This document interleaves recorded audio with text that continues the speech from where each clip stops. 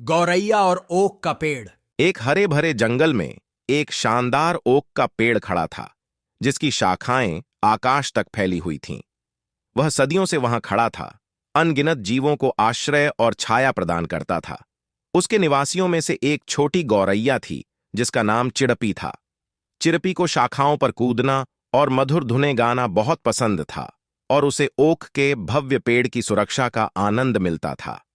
एक दिन चिड़पी ने देखा कि कुछ जानवर ओक के पेड़ के चारों ओर जमा हो रहे हैं। जिज्ञासु होकर वह नीचे उड़कर देखने गई कि क्या हो रहा है। उसने देखा कि जानवर आगामी सर्दियों के लिए तैयारी कर रहे थे। गिलहरी अपने लिए बलूत के फल इकट्ठा कर रही थी, खरगोश सूखी घास जमा कर रहा था, और चींटियां टायरलेसली खाना इकट्ठा करने में लगी हुई थीं। चिड़पी ने सारा शोरगुल देखा और सोचा, मुझे क्यों चिंता करनी चाहिए? ओक का पेड़ हमेशा मेरी रक्षा करता आया है और करता रहेगा। मुझे सर्दियों के लिए तैयारी करने की कोई जरूरत नहीं है। वह गाना गाती रही और खेलती रही, और कड़ी मेहनत दूसरों पर छोड़ दी। जैसे जैसे दिन छोटे और हवा ठंडी होती गई, जंगल के प्राणी अपनी तैयार आश्रयों में चले गए, सर्दियों का सामना करने के लिए तैयार। लेकिन चिड़प्पी के पास न तो कोई भंडारण था और न ही कोई जगह। उसे लगा कि वह ओक के पेड़ की छाया पर निर्भर रह सकती है, लेकिन जब सर्दी की कठोरता बढ़ी तो उसने अपनी गलती महसूस की। ओक का पेड़, हालांकि मजबूत और स्थिर, वह गर्मी और भोजन प्रदान नहीं कर सकता था जिसकी चिड़पी को जरूरत थी। हवाएं शाखाओं से होकर गुजरीं और चिड़पी खुद को कांपते और भूखे पाई। उसने गिलहरी के बिल, खरगोश के मांद और चींटियों की पहाड़ी पर गई, लेकिन हर बार उसे एक ही जवाब मिला, हमने सर्दियों के लिए तैयारी की। चिड़पी, तुम्हें भी ऐसा करना चाहिए था।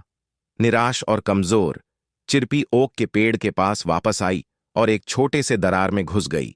ठंड को अपनी पंखों में काटते हुए महसूस किया।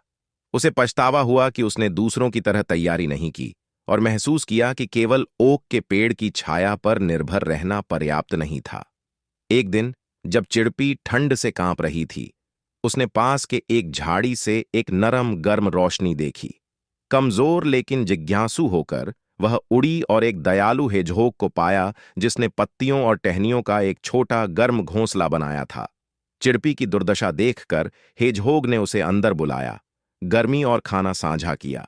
कृतज्ञ होकर चिड़पी ने सर्दी का बाकी समय हेजहोग के साथ बिताया, तैयारी और आत्मनिर्भरता का महत्व सीखते हुए।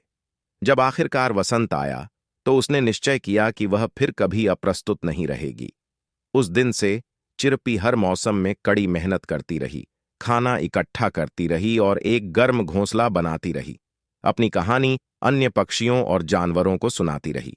उसने उन्हें वह मूल्यवान सबक सिखाया जो उसने सीखा था। जबकि वर्तमान का आनंद लेना अच्छा है, भविष्य के लिए भी तैयारी करनी चाहिए। और इस तरह जंगल फलता फूलता रहा। प्रत्येक जीव अपना हिस्सा करता रहा, चिड़पी के अनुभव से सीखता रहा और मिलकर किसी भी चुनौती का सामना करता रहा जो उनके रास्ते में आई। आपको ये कहानी कैसी लगी? कमेंट में जरूर बताएं और सब्सक्राइब जरूर करें।